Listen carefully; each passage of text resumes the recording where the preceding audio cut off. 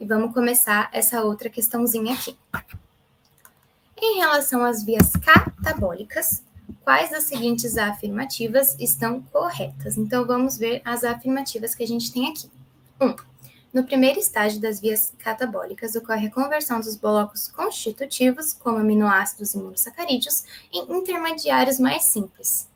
Tem intermediário mais simples que o aminoácido e o monossacarídeo? Não, né? E no primeiro estágio, o que a gente vai fazer nesse primeiro estágio da via catabólica?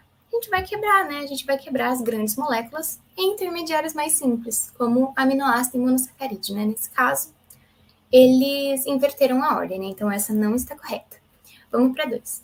A conversão de triacilgliceróis em ácidos graxos livres e glicerol ocorre no segundo estágio do catabolismo.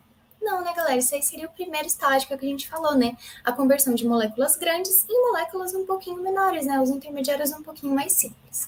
Então, também não gostei muito dessa, não. Vamos para número 3. O terceiro estágio inclui a oxidação do acetil-CoA no ciclo do ácido cítrico, resultando em grandes quantidades de ATP via fosforilação oxidativa. Eu achei perfeito. Essa tá bem redondinha. Mas vamos revisar, né, inteirinho, o que é o primeiro, o segundo e o terceiro estágio. O primeiro estágio é, como a gente falou ali, é a conversão de grandes moléculas, né, em moléculas um pouquinho mais simples. O segundo estágio seria a oxidação seria a formação do acetil-CoA, né, para poder entrar no terceiro estágio, que é ali o ácido cítrico, que é o que a gente conhece também como ciclo de Krebs. Beleza, pessoal? Vamos para a próxima. No que tange ao metabolismo celular, qual das seguintes alternativas está correta? Então, vamos procurar a alternativa correta, vamos eliminar as que a gente acha que é incorreta. A. O catabolismo é um processo divergente, enquanto o anabolismo é convergente. Essa aqui pode pegar muita gente desprevenida, me pegou desprevenida a primeira vez que eu fiz a questão, porque na minha cabeça era uma coisa completamente diferente, e é por isso que a gente tem que se atentar bastante na teoria e ficar resolvendo a questão para a gente entender o que o examinador está querendo. O que ele quer dizer com processo divergente? É um processo que usa uma única molécula, e essa única molécula ela pode se transformar em várias coisas, né? Ela pode virar, por exemplo, um aminoácido, pode virar um nucleotídeo, ela pode virar várias coisas, né? Um único composto virando vários compostos diferentes através de vias diferentes também. E quando a gente fala em processo convergente, é justamente o contrário, né? São várias diferentes moléculas que ao final de determinadas vias metabólicas podem virar a mesma molécula, tá bom? Então, justamente o contrário, essa alternativa A tá bem errada, porque ela inverte, né? O catabolismo, o que é o catabolismo? É a quebra, né, de várias moléculas em umas moléculas menores. E o que acontece? Várias moléculas distintas vão virar a mesma molécula, por exemplo. A gente pode quebrar proteínas, a gente pode quebrar carboidratos complexos e por vias metabólicas específicas, todos eles vão oxidar, formando, por exemplo, acetil-CoA, né? E no caso, o anabolismo é o contrário, né?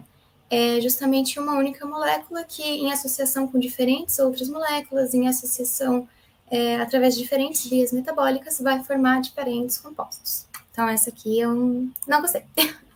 Vamos ver a B. A maior parte dos processos anabólicos envolvem reações de oxidação. Anabolismo vai criar coisas maiores. E a gente lembrando, assim, bem basiquinho de ciclo de Krebs, né, de glicólise, dessas situações em geral, a oxidação, ela vai diminuir a molécula, né, é uma coisa mais prática, assim, que a gente vê. E a redução, ela ajuda normalmente a juntar moléculas, então também não gostei dessa, não. A maior parte dos processos anabólicos envolve reações de redução. As reações anabólicas são endergônicas, né, absorvem energia, enquanto as reações catabólicas são exergônicas, né, tendem a liberar energia. Sim, na maioria das vezes é assim, sim, galera. Eu gostei bastante dessa alternativa, mas vamos ver a alternativa D. O anabolismo pode ser dividido em 3 estágios: hidrólise de moléculas complexas, conversão dos blocos constituintes e oxidação da acetil-CoA. Quase certo, né, gente, se aqui tivesse escrito catabolismo, que seriam aquelas 3 fases do catabolismo que a gente estudou anteriormente, né, galera? A quebra de grandes moléculas, a conversão dessas moléculas e a oxidação do acetil-CoA. Não. Então, a gente fica realmente com a letra C, tá bom, pessoal? Vamos para a próxima. Qual a produção líquida da glicólise? Ai, gente, agora começa o sufoco, o desespero, mas não tem problema. A glicólise, o que é essa glicólise, né? É a quebra da glicose. Glicólise, quebra da glicose. A gente vai quebrar essa glicose no quê? A gente vai quebrar ela em 2 moléculas de piruvato, ok?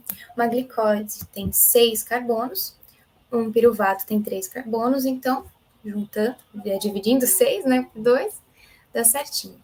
Aqui vai ser bem complicado, mas a gente precisa lembrar, tá bom, pessoal? Nunca esqueçam disso.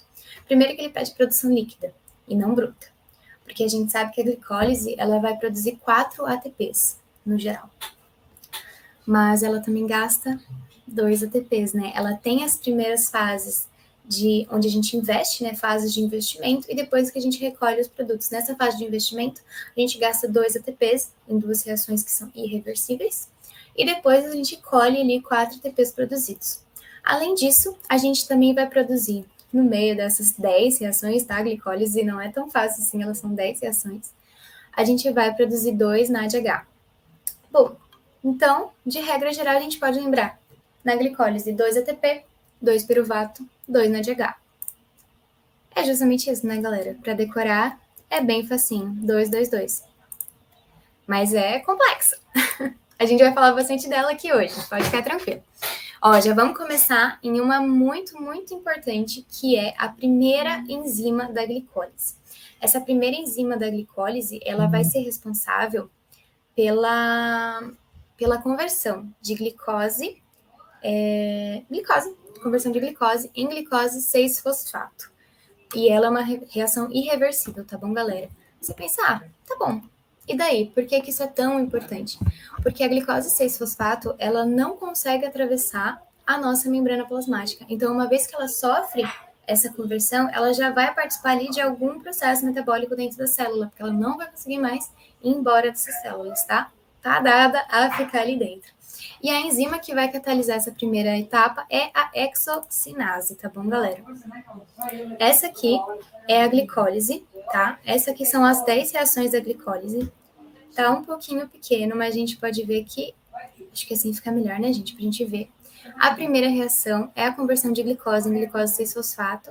Ela vai consumir um ATP, principalmente por ela ser um processo irreversível, né? Também, isso aqui é importante a gente lembrar. E é catalisada pela enzima hexocinase. Aqui tem as outras reações, mas a gente vai falar um pouquinho das mais importantes nas outras questões, tá bom? Vamos para a próxima questão. Qual é o passo limitante da velocidade da glicólise e que compromete definitivamente a molécula de glicose com a via? Você pensa, poxa, vai comprometer definitivamente a molécula de glicose com a via? Hexocinase é a primeira, é a conversão de glicose em glicose 6-fosfato, tenho certeza. Não é. Infelizmente, não é, porque a gente tem que focar que ele pede o passo limitante da velocidade da glicólise. Querendo ou não, o passo limitante da velocidade da glicólise não é feito pela enzima hexocinase, mas sim é a conversão, né, da frutose 6-fosfato, tá bom? Por quê? Porque a enzima envolvida com a fosforilação dessa frutose 6-fosfato, ela vai ser modulada pelos níveis de ATP e ADP na nossa célula, tá? Então, isso vai meio que limitar a velocidade que essa glicólise sofre, tá bom, galera? Ó, vamos confirmar aqui, ó. A fosforilação da frutose 6-fosfato é o mais importante ponto de controle, além de ser o passo limitante da velocidade da glicólise, comprometendo a glicose com a via metabólica. É uma reação irreversível, ok? E é catalisada pela enzima fosfofrutocinase. Gente, eu odeio esses nomes de enzimas. PFK1 tá ótimo pra gente aqui. A PFK1, então, ela vai ser modulada, né, pela quantidade de ATP, de ADP na nossa célula, e ela que vai lhe dar aquele limite no que se vai rolar a glicólise, se não vai, se aqueles compostos vão sofrer outra via metabólica. Tá bom, pessoal? Isso aqui é bem importante da gente lembrar. Vamos para a próxima questão. Em relação à glicólise, qual das seguintes alternativas está correta? Então, vamos lá. A produção de lactato a partir do piruvato formado na glicólise requer a presença de oxigênio. Não, né, galera? Uma coisa que a gente aprendeu, assim, é que primeiro que lactato a partir de piruvato não tem muito a ver com a glicólise, e a gente sabe que a glicólise ela é um processo anaeróbico, né? Ela não usa oxigênio. Então, a gente não vai pensar em oxigênio quando falar em glicólise. Então, a gente já pode mandar embora. Vamos para a última agora. A redução da razão NADH e NAD+, favorece a redução de piruvato a lactato. Então tá, pessoal, o que a gente pode falar sobre a redução da razão NADH, NAD+, que favorece a redução de piruvato lactato? Não, na verdade é o contrário, galera. Com o aumento dessa razão é que a gente consegue reduzir ainda mais o piruvato a lactato. Então também a gente vai mandar essa embora. Agora vamos falar um pouquinho sobre as enzimas, né, galera? A insulina, o que a insulina vai fazer? Vamos ver. B. A insulina inibe as enzimas que comprometem a glicose com a glicólise, enquanto o glucagon estimula essas enzimas. O que acontece na glicólise? A glicólise vai ser a quebra dessa glicose para fazer, de alguma forma, produzir energia, né? Seja por os 2 ATPs que ela libera, seja mandando ali para o ciclo de Krebs, depois para a cadeia transportadora. E enquanto o glucagon estimula essas enzimas. O glucagon, ele é um hormônio que a gente envia quando a gente não tem glicose disponível ali para usar. Então, faz bastante sentido o glucagon estimular a quebra de glicose? Se tem tão pouca glicose assim, não faz tanto sentido, ao meu ver, né? Então, vamos focar um pouquinho na C? Durante o jejum, a transcrição e a síntese das enzimas glicosinase, fosfofrutossinase e piruvatocinase estão diminuídas. Essas enzimas, elas participam, né, das reações de glicólise, e durante o jejum, como tem muito pouca glicose ali, para a gente poder fazer essa quebra, elas realmente estão diminuídas, né, galera? Não tem o que fazer. Essa questão, eu demorei um pouquinho mais nela, porque a gente tem que pensar bastante em qual a função de cada hormônio e como que isso vai impactar nas nossas vias metabólicas. É bem complicada essa questão. Eu acho que vale super a pena vocês entrarem depois na plataforma e tentarem fazer essa questão aqui, ó, de novo. Ela é muito bacana. Eu acho que eu tô me alongando um pouquinho aqui, então eu vou ser um pouquinho mais rápida, tá, pessoal? Qual das seguintes moléculas não é o precursor da glicose utilizado na via da gliconeogênese? Gliconeogênese vai produzir glicose a partir de outros compostos, né, pessoal? O que a gente pode saber aqui? Glicerol pode produzir glicose por gliconeogênese? Pode. Lactato? Pode. Piruvato? Pode. Sim, esses 3 são os principais precursores da glicose nesse caso. O que não pode é a glicose 6-fosfato, né? No caso, ela é só uma etapa ali da reação de gliconeogênese, tá, pessoal? É sempre importante a gente lembrar isso aqui, tá bom? Vamos para a próxima. Qual das seguintes enzimas catalisa a conversão de piruvato em oxaloacetato na gliconeogênese? Tá, calma aí. Piruvato em oxaloacetato. Indo pela lógica, a gente vai em qual? Piruvato carboxilase. E tá certo, né, pessoal? Realmente é a piruvato carboxilase. Ela é uma das reações irreversíveis, no caso, ela é a última reação, né? Ela vai ser feita, ela vai ajudar nessa conversão, tá bom? O piruvato vai ser convertido em oxaloacetato, tá bom? E no caso, o que acontece, isso é uma coisa bem interessante na real, né? O PEP, ele vai ser convertido em piruvato. Por quê? Essa reversão de PEP em piruvato, ela é irreversível, tá, pessoal?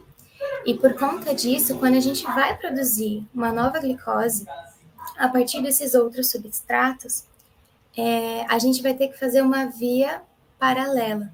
E para como que fala? Para superar esse obstáculo, que é essa reação irreversível, a gente vai fazer o piruvato virar oxalacetato, o oxalacetato ser convertido em PEP, e aí sim a gente continua a formação da glicose, tá, pessoal? É uma via paralela ali para conseguir contornar essa questão da irreversibilidade da conversão de PEP para piruvato, que é a última reação ali da formação da glicólise, da formação de piruvato, tá? Como é irreversível, não tem como fazer simplesmente o processo contrário, então a gente faz essa via alternativa. Vamos para a 9, desculpa. Para que o oxalacetato atravesse a membrana mitocondrial, ele deve ser reduzido a qual das seguintes moléculas? Tá aí outra coisa, galera. A gente falou que o piruvato ele vai ser convertido em oxalacetato, esse oxalacetato vai ser convertido em PEP para a gente conseguir continuar com a nossa formação da glicose, certo? Pela gliconeogênese. Só que o oxalacetato, para ser convertido em PEP, ele precisa estar fora da mitocôndria, certo? Porque a glicólise e a formação da gliconeogênese ocorre fora da mitocôndria. Só que ele não passa da membrana mitocondrial. E para isso a gente vai precisar reduzir ele um pouquinho até ele ser capaz de sair da membrana. E esse composto ao qual ele é reduzido para sair da membrana é o malato, tá, pessoal? Aqui eu coloquei uma fotinho do ciclo de Krebs para a gente ver isso com maior profundidade, né? Porque ficou um pouco abstrato. A gente pode ver aqui, ó, no ciclo de Krebs, o piruvato entra em acetil-CoA, passa por todo o ciclo, mas o oxalacetato, quando a gente vai tentar fazer uma nova glicose a partir de outros compostos, né, a gente vai utilizar o oxalacetato, só que ele não é capaz de passar pela membrana, então ele é reduzido em malato para poder participar da gliconeogênese. E aqui fora ele vai passar aqui para cima para formar PEP, que seria uma reação acima do piruvato aqui, né? Aqui teria o PEP formando piruvato, a última reação da glicólise, que é totalmente irreversível. Então ele vai fazer esse caminho, ó. Em vez de ele fazer assim, ó, ele vai fazer... Espero que tenha ficado claro. Ficou um pouquinho confuso, mas deem uma olhadinha depois no ciclo de Krebs, vocês vão entender o que eu estou querendo dizer. Essa via alternativa é bem importante. E só para a gente não perder o costume, né, o que a gente comentou no último questionário, que tem um único transportador da membrana que tem alta especificidade, né, para frutose, que é o GLUT5, né, pessoal? A gente tinha comentado isso até em outra questão. Perfeito, pessoal. Vamos voltar agora um pouquinho